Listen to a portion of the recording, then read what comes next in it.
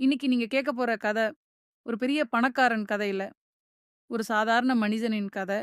ஆனா, அந்த மனிதன் எடுத்த ஒரு சிறிய முடிவு, அவன் வாழ்க்கைய முழுக்க மாத்துச்சு. ஒரு நாள் அவன் கையில இருந்துச்சு. கடைசி ரூ. 10 மட்டும் தான். அந்த ரூ. 10 அவன் எப்படி யூஸ் பண்ணான்? அதுதான் இந்த கதையோட டர்னிங் பாயிண்ட்டே. கதைக்குள்ள போறதுக்கு முன்னாடி நம்ம நித்தி ஸ்டோரி காஸ்ட் தமிழ் சேனல சப்ஸ்கிரைப் பண்ணிடுங்க. கதைக்கு போலாமா? ஒரு நகரத்துல கார்த்திக்ன்ற இளைஞன் இருந்தான். அவன் ஒரு சாதாரண குடும்பத்த சேர்ந்தவன். அவன் பெருசா படிக்கல. ஆனா பிரைவேட் கம்பெனில ஒரு சின்ன வேல பார்த்தான். சம்பளம் அதிகமில்லை என்றாலும், அவன் வாழ்க்கை ஓடிக்கிட்டு இருந்தது. அவனுக்கு ஒரு ஆசை இருந்தது. ஒரு நாள் நான் சொந்தமாக தொழில் தொடங்கணும் என்று. ஆனா அந்த ஆசை ஆக்ஷனாக மாறவே இல்ல. ஒரு நாள் அவன் வேல பார்த்த கம்பெனி திடீர்னு மூடப்பட்டது. ஒரே நாளில அவன் வேல போயிடுச்சு. முதல் சில நாட்கள் அவன் நம்பிக்கையோட இருந்தான். வேற வேலை கிடைக்கும்னு. ஆனா நாட்கள் கடந்து சென்றன.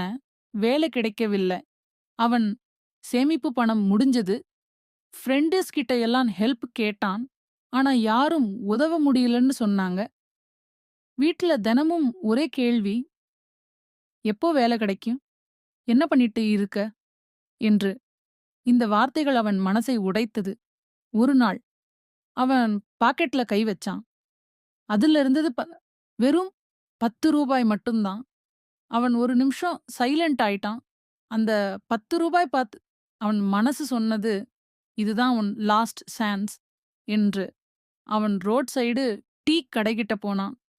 ஒரு டீ குடிச்சா கொஞ்சம் ரிலீஃப் ஆகும்னு நெனச்சான். ஆனா, அவன் கையில இருந்த ரூ. 10 பார்த்த உடனே அவன் ஸ்டாப் ஆயிட்டான். அவன் மைண்ட்ல ஒரு யோசனை வந்தது. இந்த ரூ. 10 நான் இப்போ செலவு பண்ணலாமா? இல்ல, இத யூஸ் பண்ணி லைஃப் சேஞ்ச் பண்ணலாமா? அவன் சில வினாடிகள் யோசிச்சான். பிறகு ஒரு முடிவு எடுத்தான். அவன் டீ குடிக்கல. அதுக்கு பதிலா அருகில் இருந்த கடையில ஒரு பென் வாங்குனான். அந்த பென்னு அவனுக்கு ஒரு சாதாரண பொருள் இல்ல. அது ஒரு புதிய ஆரம்பத்தின் சின்னம். அவன் ஒரு அமைதியான இடத்துல உட்கார்ந்து ஒரு காகிதத்துல எழுத ஆரம்பிச்சான். நான் என்ன செய்ய முடியும்? என்ன வேலை எனக்கு தெரியும்னு. அவன் ஒண்ணு நெனச்சான். அவனுக்கு கிளீனிங், அரேஞ்சிங், ஸ்மால் ரிப்பேர் மாதிரி பேசிக் வேலைகள் தெரியும். அவன் ஒரு சிம்பிள் பிளான் எழுதினான். வீடு வீடாக போய் ஸ்மால் சர்வீசஸ் பண்ணலாம் என்று. அடுத்த நாள் காலை வேளையில அவன் வீடு வீடாக போனான். டோர் நாக் பண்ணி கேட்டான். "அண்ணா, வீட்டு சுத்தம் பண்ணலாமா? பழைய பொருட்கள அரேஞ்ச் பண்ணலாமா? ஃபேன், லைட் கிளீனிங் பண்ணலாமா?" முதல் நாள் யாரும் அக்செப்ட் பண்ணல. 2ஆம் நாள் மீண்டும் ரிஜெக்ஷன். 3ஆம் நாள் ஒரு வீட்டில் இருந்த ஒருவர் சொன்னார், "சரி, வீட்ட சுத்தம் பண்ணு" என்று. அவன் அந்த வேலைய மிகவும் கவனமாக செய்தான்.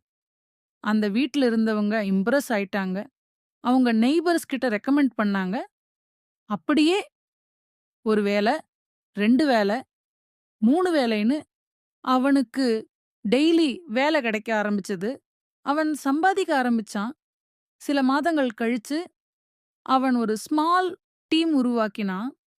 அவங்களோட சேர்ந்து ஹவுஸ் கிளீனிங் சர்வீஸ் ஆரம்பிச்சான். ஸ்லோவா அவன் இன்கம் இன்கிரீஸ் ஆனது. அவன் வாழ்க்கை ஸ்டெடி ஆயிடுச்சு. 1 வருஷம் கழிச்சு அதே கார்த்திக் ஒரு ஸ்மால் பிசினஸ் ஓனராக மாறினான்.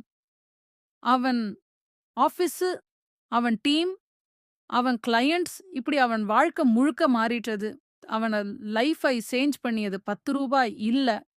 அவன் அந்த ரூ. 10 எப்படி பயன்படுத்தினான்னு தான் இருக்கு. சில நேரங்களில சின்ன டிசிஷன் கூட பெரிய மாற்றத்தை கொண்டு வரும்.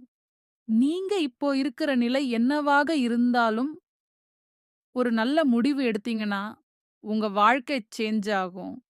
இந்த கதை உங்களுக்கு புடிச்சிருந்துச்சுன்னா லைக் பண்ணுங்க, ஷேர் பண்ணுங்க.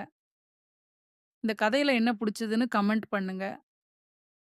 மேலும் இது போன்ற கதைகளை தொடர்ந்து கேட்க நம்ம நித்தி ஸ்டோரி காஸ்ட் தமிழ் சேனலை சப்ஸ்கிரைப் பண்ணி சப்போர்ட் பண்ணுங்க. மீண்டும் அடுத்த கதையில சந்திப்போம்.